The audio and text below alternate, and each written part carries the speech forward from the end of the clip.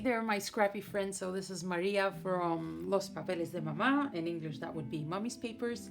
And I'm back with this project that I spoke about in my last video. If you did not watch that video, I was explaining that when I saw this Webster's Pages photo album, I immediately thought of doing Project Life. I've never done Project Life before. I've always thought it was a bit of a big project for me. I did do Happy Planner for some time, but when I saw this album, I got the idea of doing a monthly Project Life.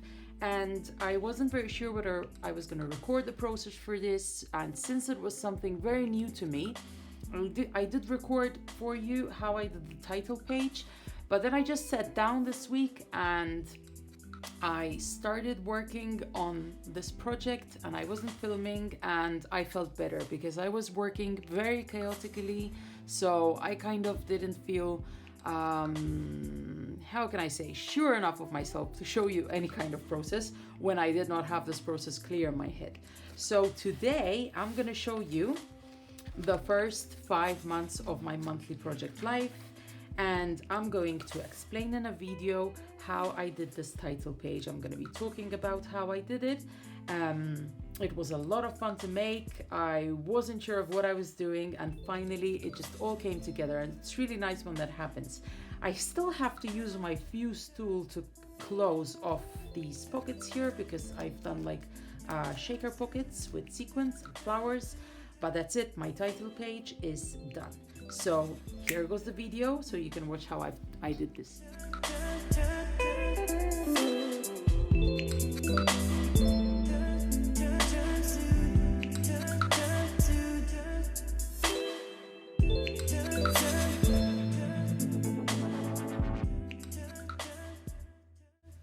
Okay, so here goes. I was looking for a paper that I could use for my title page, and I was looking for something that could result as quite neutral. I wanted to have enough white space on this paper where I could kind of put the date, the 2020. So I opted for this Pink Fresh Studio paper that I have from an old collection from last year, or maybe it was the year before. And then I used these lovely tickers. I don't actually remember where I got these stickers from. I think they are from the Wonder collection, but I am really not sure. But talking about tickers, so I have quite a lot of tickers in my stash because I used to receive the Hip Kit Club kits, and we used to get tickers basically in every kit. So I have quite a collection, but I've never really bought a lot of tickers. But then my suggestion is, when you find a packet of stickers that you absolutely love, I do suggest you buy a couple of packets, because with one packet you never seem to have enough to do all the titles that you need to do. So having a couple of packets, if you know you're going to use this, in this case, for example, these stickers I've used for quite a few titles and I'll keep using them, and I absolutely love them. So I'm very happy I had 2 packets in my stash. One of them I bought and the other one was gifted to me, and I was so happy the day that they gifted it to me. So what I'm going to do now is I'm going to emboss with gold this wood veneer. It says Feliz, which would be happy in English, so it's happy 2020, and that's it. I decided to leave it like that. And as you can see, I've stuck the numbers on the outside of the plastic folder, and I put the wood veneer inside. Now I like to do this a lot. In the past, I worked on a Christmas album where I was using these plastic folders. It was a snap album, and the result turned out really interesting and really fun. So you have dimensional stuff on the outside, dimensional stuff on the inside, and it's very interesting to mix both things together. Then I was, looking for stuff that I could use to keep on embellishing the page, and I've dug out from my stash these very, very old crepe paper chipboard pieces, and these were still like the chipboard pieces they used to make, where they had quite a lot of dimension, and now I think they've started to make them quite thinner, which is better for a lot of projects. But anyway, in the past we could just peel off some of the layers that we were not interested in. For this kind of project, I do leave all the layers there. So this one I think was from a Maggie Holmes collection. Again, I have no idea what it was called at this point. I stopped doing scrapbooking for quite a while, so right now my memory is not what it used to be with all the names of the collections. But I opted for these two birds. Why birds? I have no idea. I was just liking how the colors were looking. In the Pink for Studio paper, there was a mixture of greens and pinks, and I thought they looked lovely together. So I decided to just keep working on these colors. And I found the birds, they looked cute, and I decided to use them. Now I'm sticking another wood veneer. I'm not embossing this one. I like to have different textures, different finishes on my page, and in goes the page. I was working chaotically. I knew that I was not very sure of what I was doing. I was just enjoying the process. And I think this is what you have to do, no? You have to kind of enjoy the process when you do scrapbooking. There's no right or wrong, and there's no rhyme or reason. Scrapbooking is just having fun using the products that you have, and having fun seeing the page come together. And it did come together nicely. I just add little bit of sequence in each of the pockets. I keep working with the colors pink and green. Everything looks great. Everything looks like it goes really well together, and I'm very happy with the result.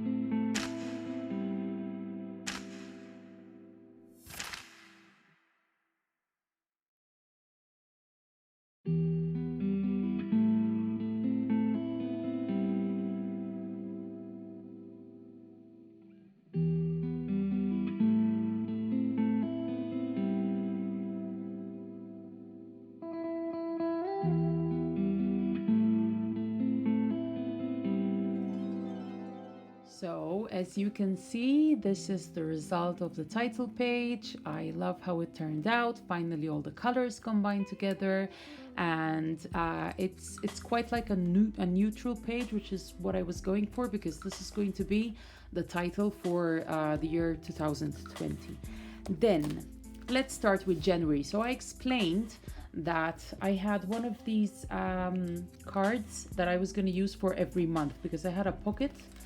They were Heidi swap cards, and I decided to just put them in good use, and possibly I might be decorating the cards a little bit. I think they can take watercolor, and I wasn't very sure whether to try with watercolors, but in this case, for example, I just put a couple of stickers and I put the 2020 and I called it done, and I liked how it looked. So this album, straight away from the very first month, it's obviously going to be very photo heavy, because I'm documenting a whole month in one 12 by 12 layout, which is fine, which is not a problem, because I can still decorate on top of the pictures, which is something that I really like doing. I will always try and leave a space for journaling, at least to talk about the pictures that I'm placing here, but it is going to be picture heavy.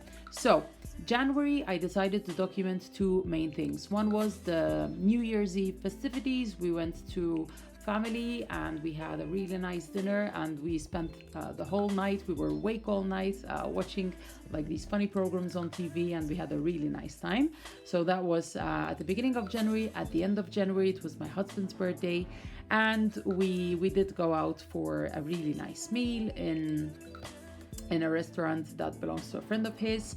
And then we also had some people over for lunch as well. I cooked a special lunch for him, so we celebrated his birthday, and that was really nice. And that's like what I wanted to document. So I used these kind of transparent stickers. So I'm a big fan of these stickers, and I'm finding a sticker pack that I have really useful for this project, which is the Happy Memory Keeping sticker pack. Now, these things aren't cheap, but boy, are they worth it at the end of the day. So I had bought the sticker pack for my happy planner, and in fact I had used it for my happy planner, but I'm really putting it into good use now. This one in particular is a great thing for you to have in your stash. It says holidays, but it does include, for example, summer, end of school, Easter, birthdays. So it's not just holidays as we know them. It includes a lot more things. You have Halloween, you have Thanksgiving Day, you have Christmas, New Year's Eve, etc., etc. And it has a lot of these transparent stickers, which is what I've been using to decorate. I love how nice they look on top of the pictures, these transparent stickers, and I've used quite a few. Then I've also used normal stickers. I've decided to kind of play with textures a bit. Sometimes I put dimensional things outside of the pockets, and I like how that looks. And sometimes I just keep them in. I'm talking funny because I have I'm wearing an Invisalign. I've had it for a few months, but now I've just changed my mold for this week, and it's kind of making me talk funny. So I journaled a little bit. I created a nice kind of composition on a project life card, and I call it done. February, I had a very short trip to Malta. I wasn't very sure whether I would be going at all because of the situation we're living right now in my family, but I did manage to go, and it was a very much needed trip, I have to say. I needed to be with people I love, with my family. This is my brother, my two sisters, and myself. I'm the youngest one of four. And this day we had fun because we went out for lunch, and one of my aunts, she invited us to this buffet lunch, and it was amazing. And this is basically my whole family, my parents with all the grandchildren in one big picture. And this is me with Laura, and we were at this restaurant. And then I spoke about the experience, about this being very needed right now because of the situation that I'm in. I do not have the bigger journaling cards, so I have quite a few of these small ones in my stash, but I have none of these big journaling cards, which is not a problem because you can do these journaling cards very easily with any kind of pattern paper that you have. I'm using very simple pattern paper. In this case, this is Felicity Jane blank pattern paper. And, with a few stickers, you embellish it, and you have a space where you can write, and that's it. March is when the whole COVID thing started in Spain, so here I could document a few things. This was kind of the last day that I was at school, and we have this bearded dragon in the lab in front of my art room. So I was saying goodbye. She's not the sweetest bearded dragon. She's quite savage. She's quite wild, to say the truth. But anyway, I still like her because she keeps me company. She's in the lab right in front of my room. And then I started my crocheting adventures with Laura. So Laura started with me. She gave up on the very first night. She just didn't go beyond learning how to make a chain, and that's it. She said, "I'm done, Mom. This is not for me." But I persisted, and I did want to document this. Then a neighbor of ours, the one who lives right in front of me, she sewed these homemade masks for us, and that was really nice of her.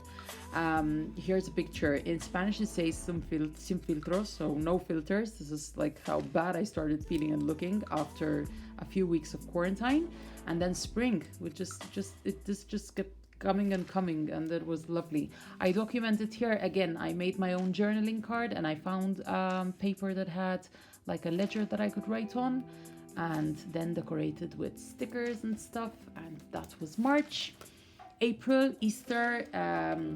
So I documented a few things. I documented the fact that every afternoon at 8 o'clock we would go out on our balconies and clap to all the health workers working hard for us to save people's lives and keep the situation under control.